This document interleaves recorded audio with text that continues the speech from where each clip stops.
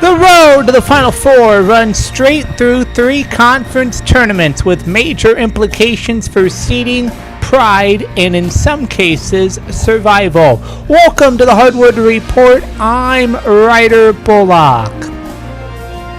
We have a lot to get to today, and the first wave tips off at 1 p.m. Eastern, and it's a terrific slate across the country.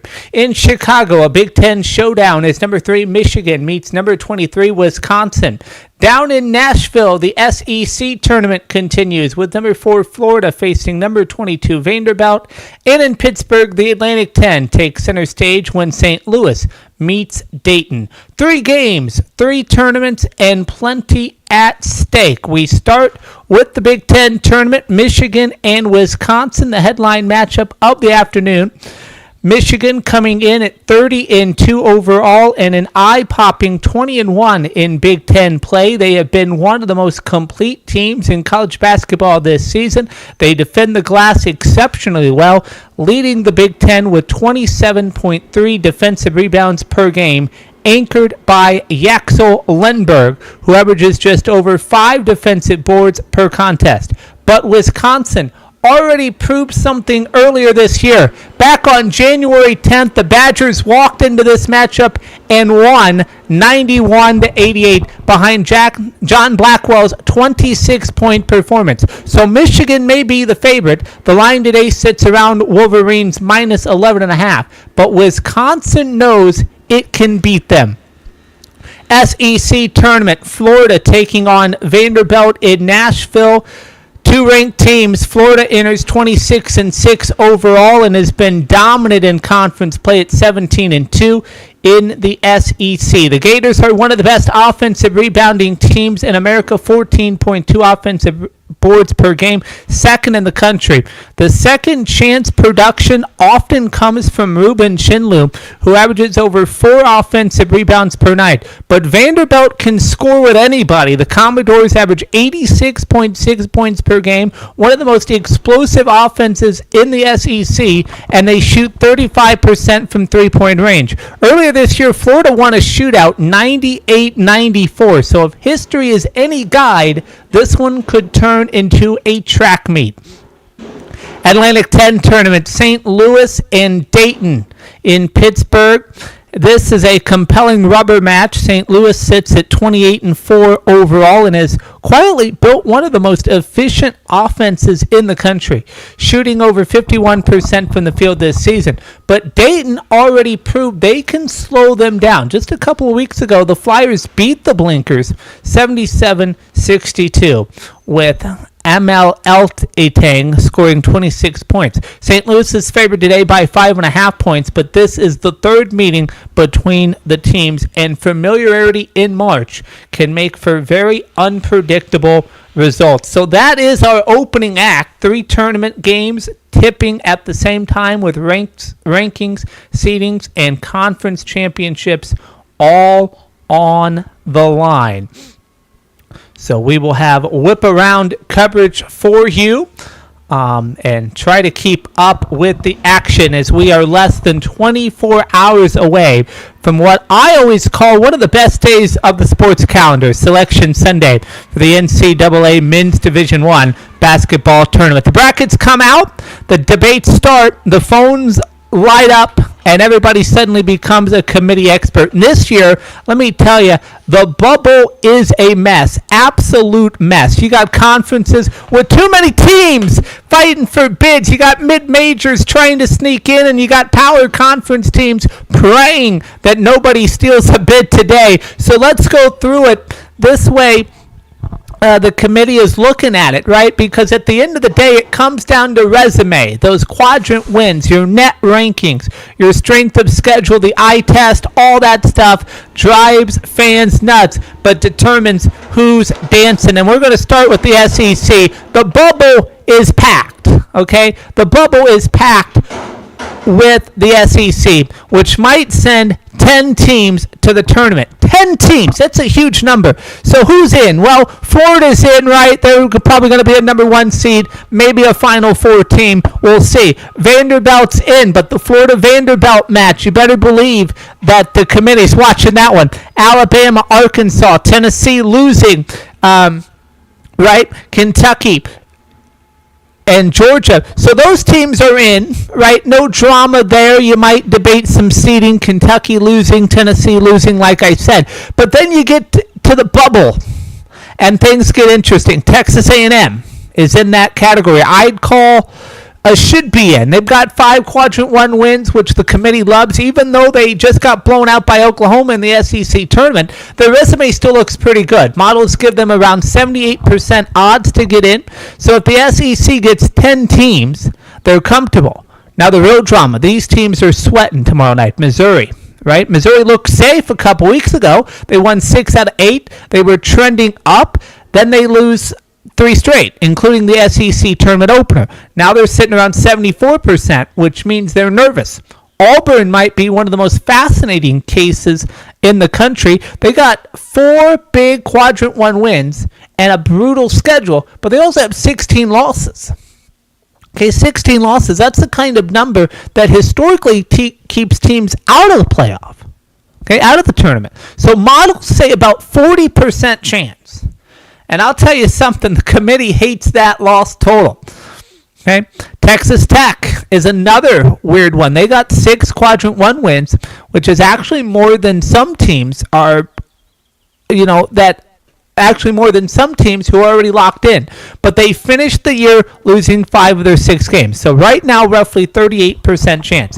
Oklahoma made a late run, 8 wins in 10 games, and even beat Texas A&M in the SEC tournament. But the computer models still don't love them. Their odds are about 26%. So if you're a Sooners fan, Sunday, tomorrow, is going to be a long afternoon for you. Okay. Did I say Texas Tech? I meant Texas. I'm sorry. Texas is a... Yeah, I didn't mean to say Texas Tech. I'm sorry. Okay, to the Big Ten, which is pretty stable now.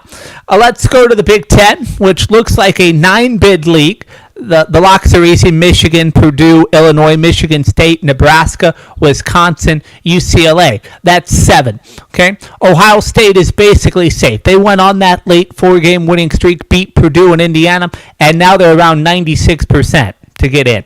That's not technically a lock, but they're pretty close. Iowa's an interesting case because they lost 7 of their last 10 games, which normally would scare the committee, but those losses were mostly against Quad 1 teams, and their resume is still top 40 nationally, so they're sitting around 94% in. They should get in. Now, Indiana's a completely different story. They've lost 6 of 7. They've got 14 losses, and right now their resume is around 50 nationally. So right now the Hoosiers have about a 15% chance to get in. So unless the Big Ten gets 10 bids, Indiana's probably headed to the NIT or the Crown or insert second tournament here. To the Big 12, which is very strong. Big 12 is probably the strongest league in the country. Arizona, Houston, Iowa State, Texas Tech, there we go, Kansas, BYU, that's 6 teams. And then you got TCU, who's been surging late. 9 wins in 10 games before losing to Kansas in the conference tournament. Their resume is solid, and they're around 91% probability to get in. They're in good shape. UCF is in similar territory. They had some late losing streaks, but overall their metrics are strong enough. About 90% chance to get in. So the Big 12 likely sends 8 teams to the tournament. The ACC, they've got bubble drama.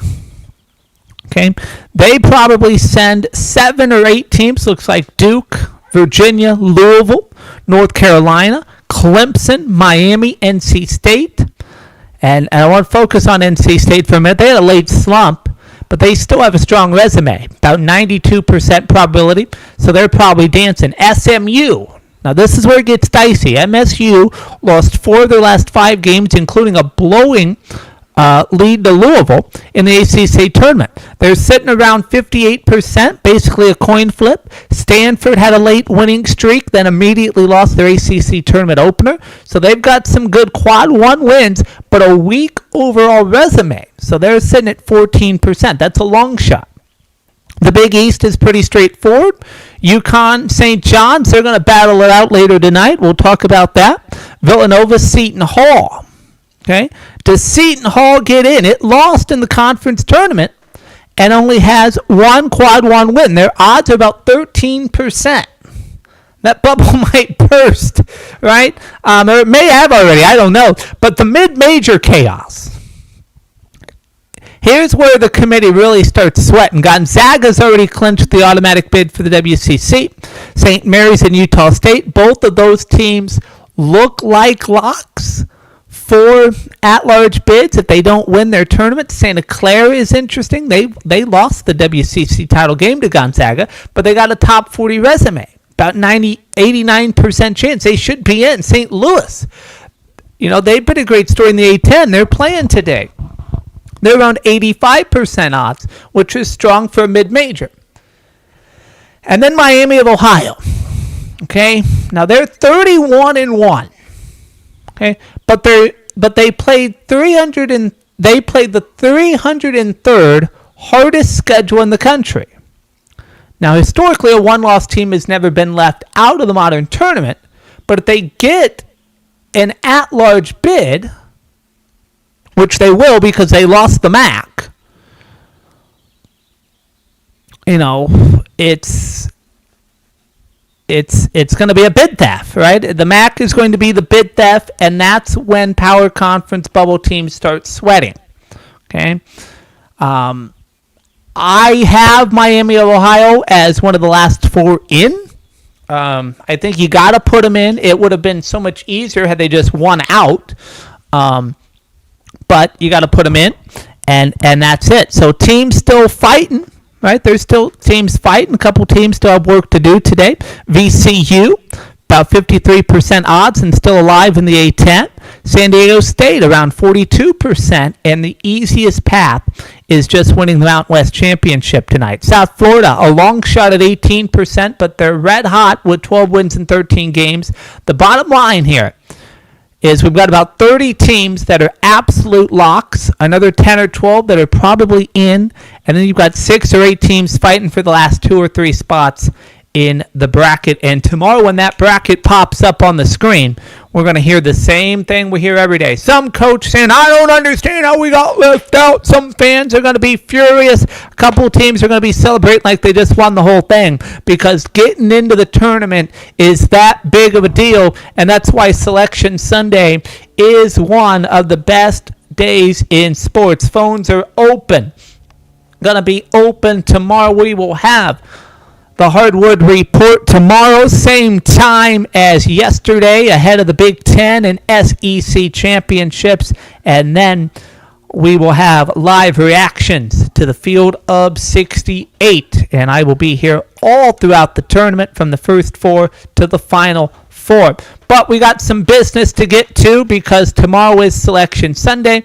And everybody's asking the same question. Who is getting in the tournament? And we will have to find out tomorrow.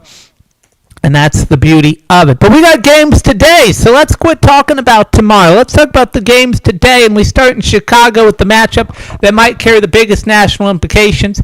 It's the Big Ten tournament. It's Michigan. It's Wisconsin. Michigan has remarkably been consistent this season over the last 10 games. The Wolverines are 9-1, averaging 80 points per game, 33 rebounds, 17 assists, while shooting 49% from the field. That offensive balance starts with Elliot Kadu, who averages 10 points and nearly 6 assists per game. Kadu is the engine that keeps the Wolverines moving. But Michigan also has another major factor in Yaxel Lindenberg, my X factor, who averages 14.8 points over the last 10 games and anchors the interior defense. The challenge today is Wisconsin's scoring punch.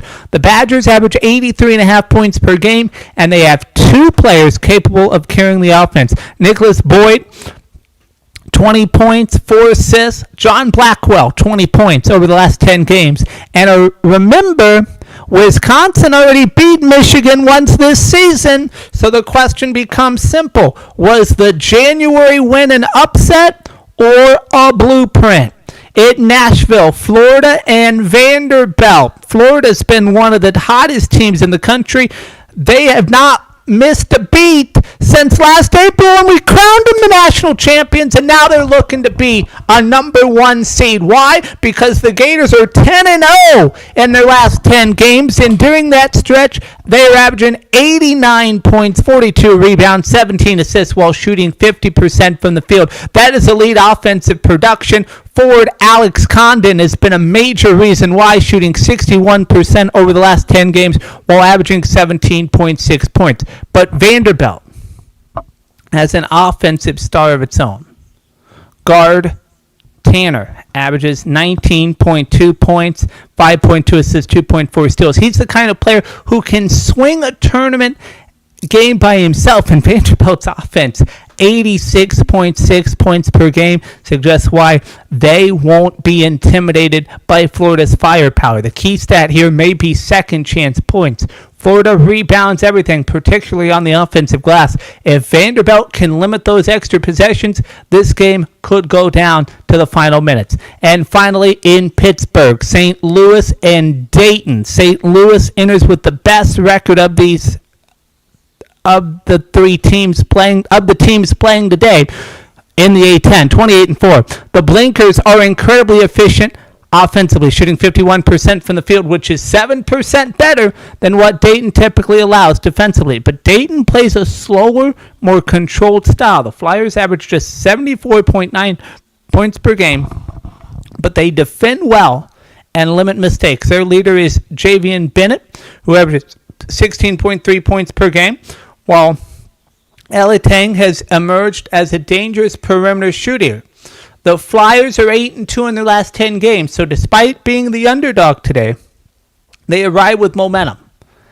And as we often see this time of year, the team that has already beaten you once can become the most dangerous opponent in your bracket. So the stage is set. 3 conference tournaments, 3 games tipping at the same time, and a full afternoon of basketball that will help shape the bracket. We'll be back later today with more Big Ten, SEC, A10, Big East, Big 12, ACC action. It's all going down tonight on the Hardwood Report.